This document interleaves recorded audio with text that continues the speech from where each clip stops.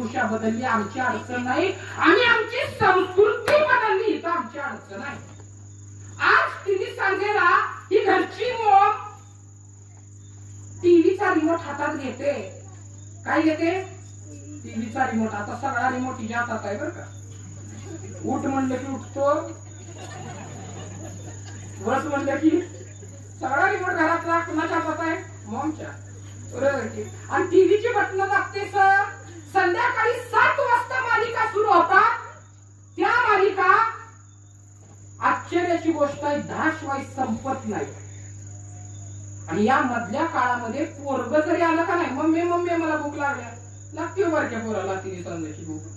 बरोबर की नाही? पदर करत असला तर बरोबर की नाही? आमचं टॉप करत ओढत मम्मी मम्मी मला भूक लागल्या. बाई मांजर ते पडल्या ते पण आणि मग ती जांभळ त्या बाय.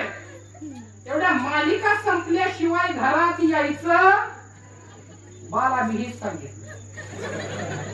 मग आम्ही कुठेतरी चौकात पानपट्टीवरती चकाट्या मारत देशाच्या अर्थव्यवस्थेत मूलभूत बदल झाले पाहिजे. देशाच्या घरात कुठली भाजी करायची आमच्या हातात नाही.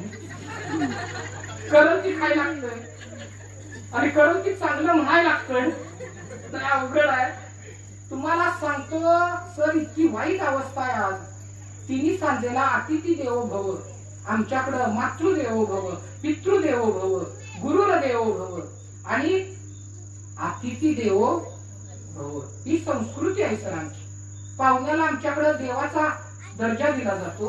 पण ह्या मालिका सुरू असल्या तिन्ही सांजेला